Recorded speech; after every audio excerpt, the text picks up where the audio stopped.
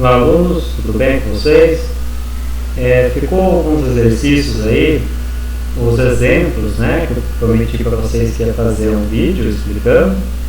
E embora eu tenha já explicado durante as aulas, mas eu vou colocar esse vídeo para tirar algumas dúvidas que acabou ocorrendo aí, tá? Principalmente em relação a esses 1, 2, 3 e o 5, né? Eu acho que o 4 eu fiz junto com vocês, mas eu posso repetir também ele caso vocês tenham ainda alguma dúvida, tá?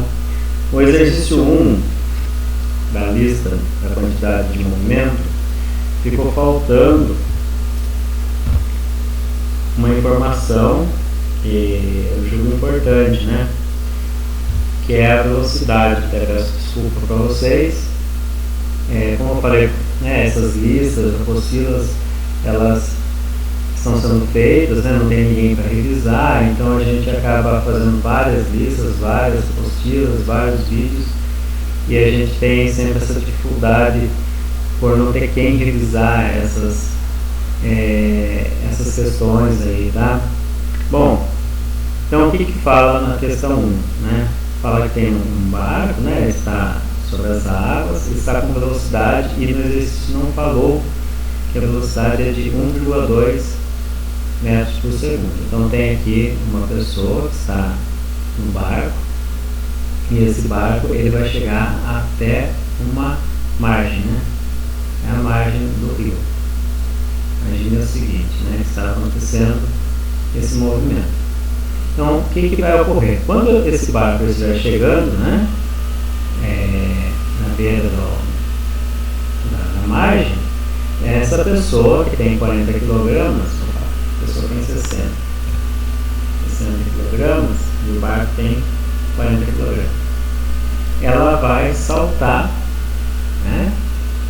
E o que vai acontecer? É pedido para que ele encontre a velocidade máxima que ele possa saltar sem que haja o rebote, né? Ou seja, sem que o barco volte para trás.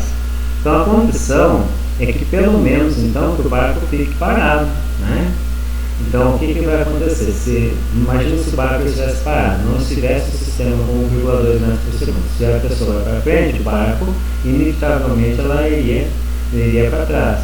Então nessa situação aqui, como o barco e a pessoa já estão indo para frente, é pedido para que pelo menos assim, a pessoa vai saltar, mas que o barco não ocorra essa velocidade de rebote, né? Então é a quantidade de movimento, né?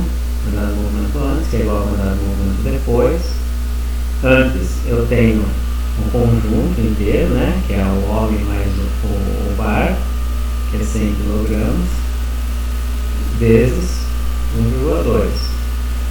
Só que quando ele chega aqui perto, né, vamos adotar a trajetória aqui como positivo, né, essa condição vai ser extrema quando o barco estiver parado, porque ele pede para que pelo menos não haja rebote. Então vamos agora ter dois objetos. Então o barquinho ele pelo menos fica com a velocidade igual a 0, e a pessoa salta desse barco para pular aqui, né? E daí pergunta qual deve ser essa velocidade. Então a massa do barco é 40. E qual que é a velocidade? Ele tem que pelo menos parar, né? E se ele voltar para trás, já não está valendo mais, né? Ele poderia ir para frente, né? Mas aí pergunta qual que é a velocidade máxima que a pessoa deve saltar. Se ela saltar com uma velocidade muito alta, esse barquinho inevitavelmente vai voltar para trás. Então, mais a massa da pessoa que é 60 vezes V. Aqui cancela. Aqui dá 120. E daí vai ficar 60 vezes V. V é igual a 120 dividido por 60. V é igual a 2 metros por segundo. Então a pessoa pode saltar até com 2 metros por segundo. Daí nesse caso o barco ele vai ficar parado na água, ele vai saltar com essa velocidade. Se ele saltar com uma velocidade menor, esse barco vai continuar indo até a margem, tá? Com uma velocidade menor, né? Do que estava antes, e vai estar em movimento progressivo, mas isso aqui que é o que ocorre, tá? O outro exercício fala sobre a colisão de um caminhão. Vou anotar aqui. A colisão de um caminhão. Vamos supor que nós temos o eixo X, eixo Y, né? É uma colisão bidimensional. Nós temos aqui um caminhão e nós temos aqui um carro. Vamos colocar os dois num pé de nenhum sentido da trajetória. Nós vamos supor que os dois caminham no sentido positivo, tá? Esse caminho para cá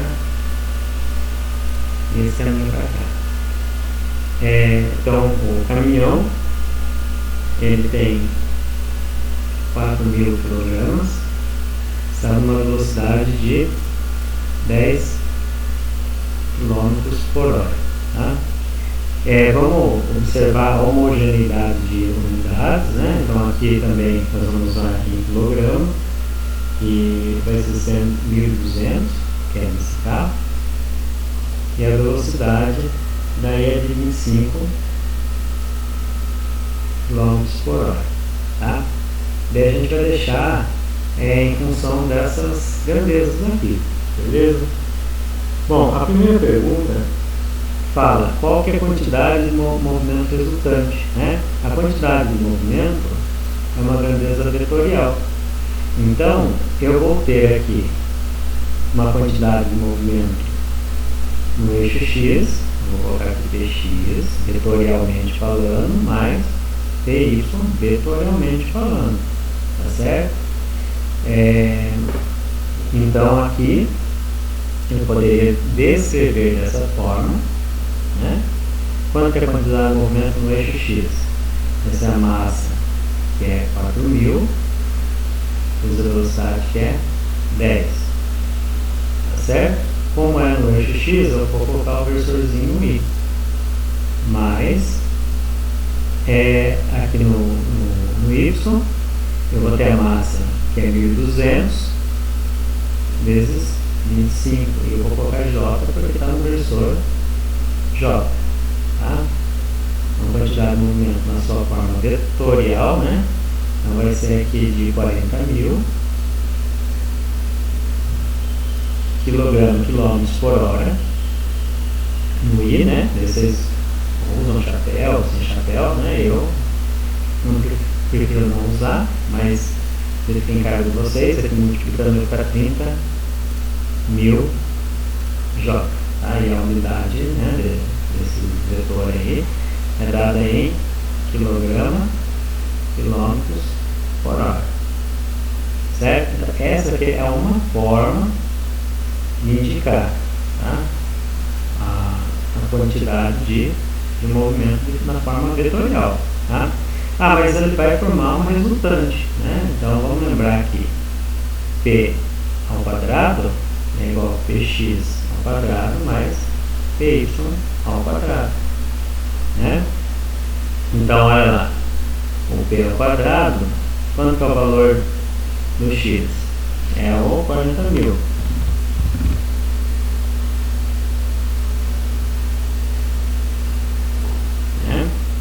Ao quadrado mais 30.000 ao quadrado.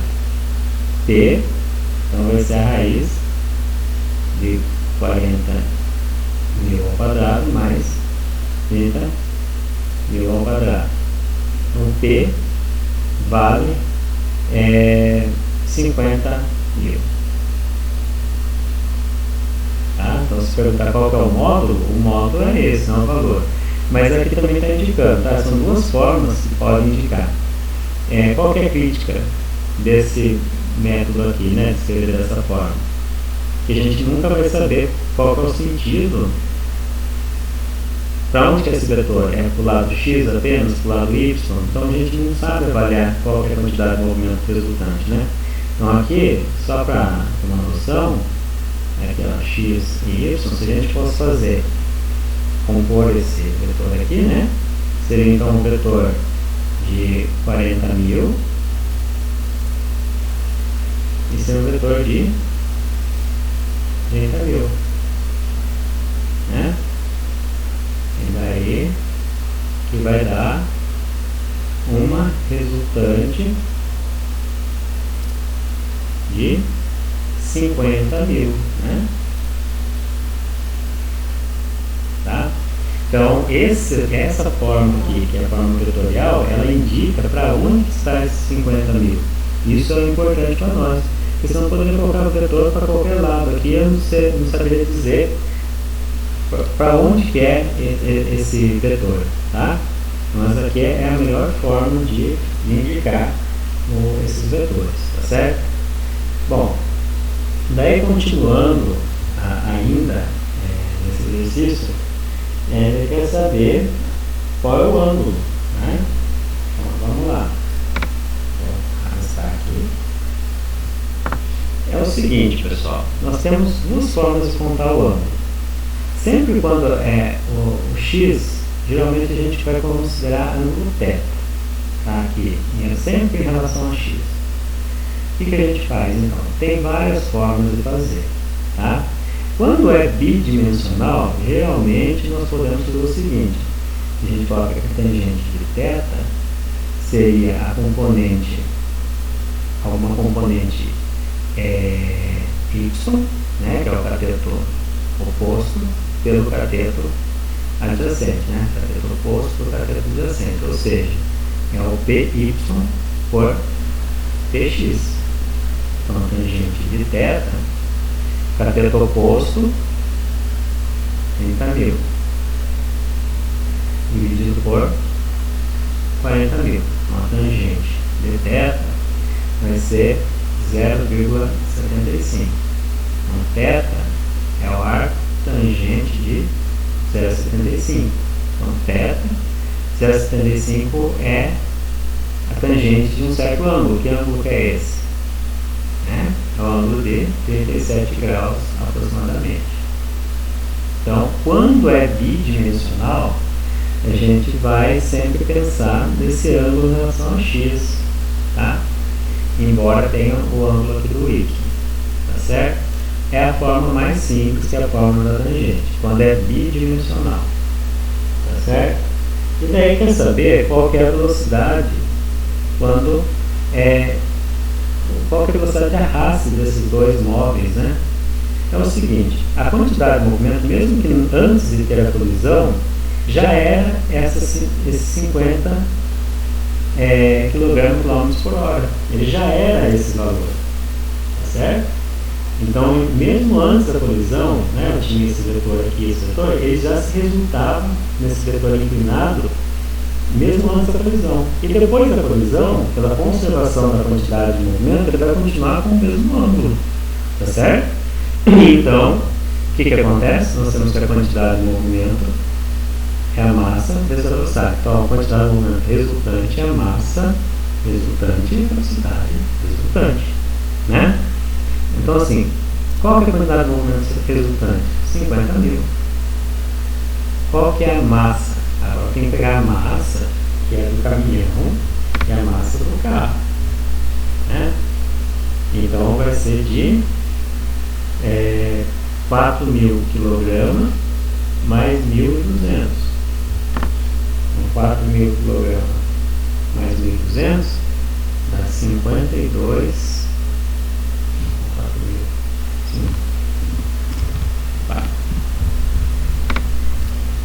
Isso mesmo, 1.200 mais 4.000 vai dar 5.200. Então, vou colocar aqui, ó, 5.200. Lembra que a massa é apenas massa, né? Elas vão ficar juntas depois da colisão. O exercício já pressupõe isso. E eu quero saber, então, essa velocidade resultante. É claro que a velocidade resultante, né, é um vetor que está junto aqui, né, com esse vetor aqui, na quantidade de movimento. Então, vai ficar que a velocidade resultante é igual a 50.000 dividido por 5.200. Então, a velocidade resultante após a colisão vai ser de 50 dividido por 5.200. Então, vai ficar 9,6 km.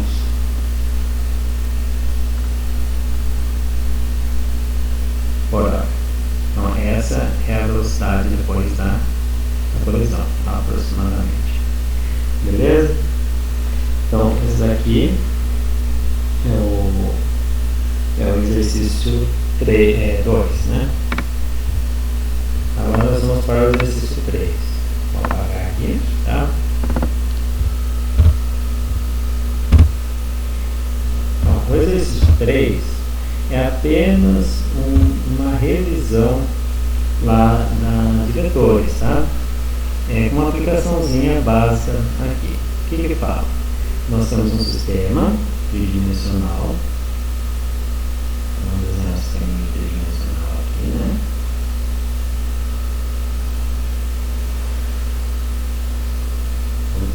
Daí fala que tem uma partícula que tem, olha lá, a quantidade de movimento é a massa vezes a velocidade, né? E a quantidade de movimento vetorial é a velocidade vetorial, né? Então, olha o que vai acontecer. Fala que a massa é de 10 kg, então, ele fala que tem as seguintes velocidades. É 2i mais 3j mais 1k, tá? Metros por segundo. E a massa é de 10 kg, beleza? Então a quantidade de movimento é só multiplicar para com cada um deles, né? Porque é escalar. Então a quantidade de movimento vai ficar 20i mais 30j mais 10k. Daí agora é quilograma metros por segundo, tá? Que é a unidade. Bom, o que ele está pedindo aqui nesse exercício é unicamente qual é o ângulo formado nesse vetor com cada um dos seus eixos. Então, nós temos o eixo x, o y e o z. Então, vamos lá. Nós vamos aqui colocar o 2, né? Vamos marcar aqui. Né? Nós temos como se fosse aqui 20, né? Vou colocar 20. Aqui nós vamos ter o 30. Vou colocar como se fosse 30. E nós vamos ter o 10. Tá?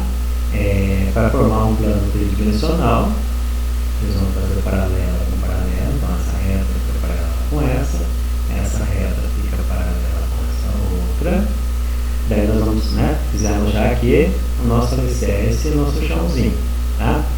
Aí nós vamos pegar, vamos levantar agora as colunas. Então vamos fazer uma coluninha aqui, e do mesmo tamanho vamos fazer uma coluninha aqui, uma coluninha aqui e outra coluninha aqui, tá? Aqui a gente fecha já, né? A gente faz um amarramento e agora nós vamos colocar a laje, tá? Então assim, para desenhar aqui um paralelepípedo, beleza? Esse aqui de cima parece que não ficou legal. Vamos apagar aí.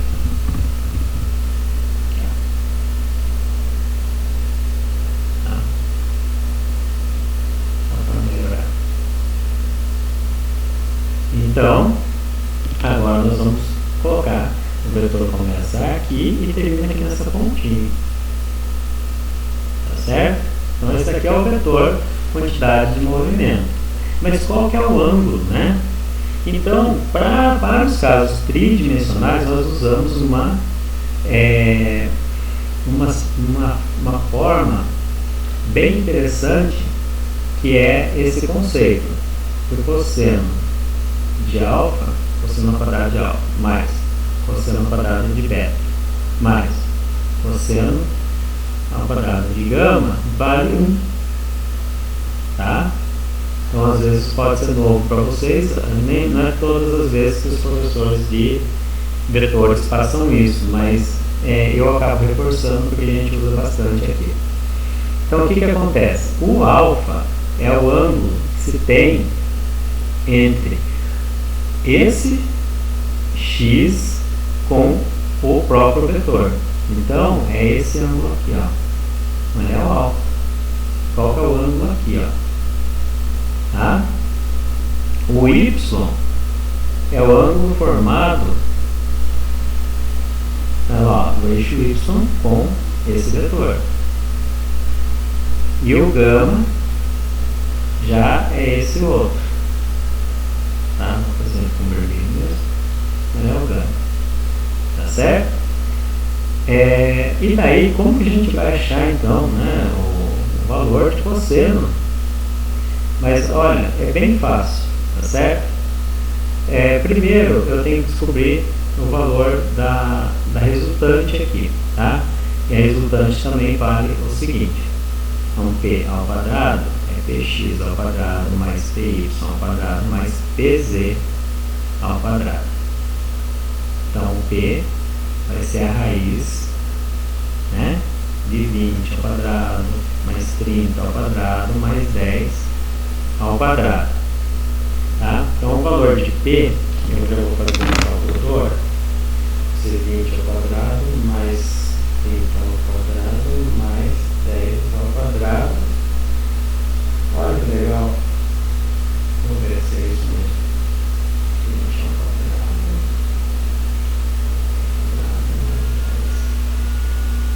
Bom, dá 1.400.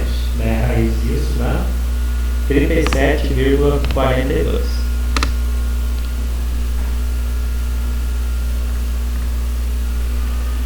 Tá bom? Então esse aqui é o valor resultante. Quilograma, metros por segundo. Bom, pessoal, o que a gente vai fazer aqui, né? O cosseno de alfa vai ser o valor do px dividido pelo p resultante, tá? Que é esse aqui. Então olha lá, cosseno de alfa, o px vale, como vocês viram ali, é 20, né? Tá aqui nessas informações aqui, 20. Eu divido por 37,42. Daí, eu encontrando esse valor, 20 dividido por 37,42 dá 0,53. Então, cosseno de alfa dá 0,53.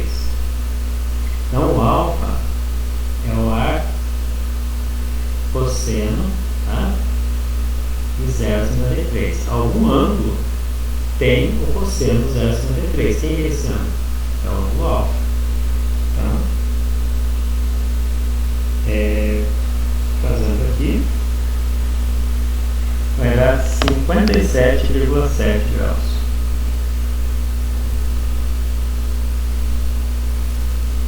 Tá certo? Bom, eu vou fazer dos outros, mas eu vou colocar só o resultado final e daí vocês treinem aí, tá certo? Então, por exemplo, 30 dividido por 37,42 dá 0,80. Daí o arco cosseno dá 36,7. Então o beta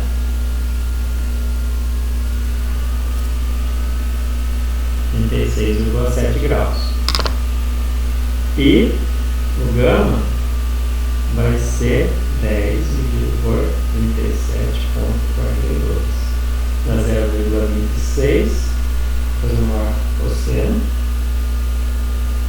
Dá 74,5 exatamente. Olha que legal. Praticamente exato. Tá? Se vocês tiverem dúvida de como obter esses valores na calculadora, eu também ajudo vocês no atendimento ao aluno. Beleza? Bom, o exercício 4 eu acho que eu já fiz com vocês. Tá? Mas eu vou fazer o exercício 5. Vou apagar aqui.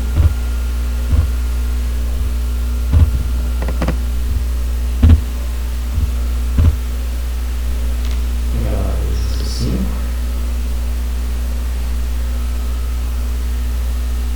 Certo? Eu falo o seguinte: nós temos um bloco aqui de 1 kg, um bloco de 4 kg, né?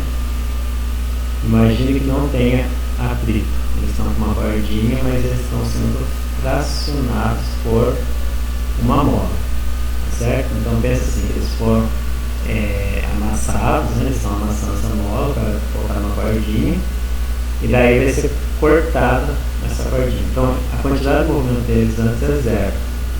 e depois tem que continuar zero, né? Então a quantidade de movimento antes é igual a quantidade de movimento depois. Se eles estão parados antes, a quantidade de movimento é zero. Ele fala que o bloco de massa maior vai com uma velocidade de 8 metros, não, de 8 metros não, de 2 metros 2 metros por segundo, né? Então olha lá, então vamos colocar o sentido da trajetória para cá, então vai ficar 4 vezes 2 mais 1 vezes V, daí aqui vai ficar 0 que é igual a 8 mais V, V é igual a menos 8, quer dizer que esse bloco menor vai com menos 8 para trás, tá certo? Espero ter tirado a dúvida de vocês. Qualquer coisa podem pedir pelo WhatsApp, podem pedir aí, a gente vai ter o prazer de tirar a dúvida de vocês, tá bom? Um abraço e até a próxima.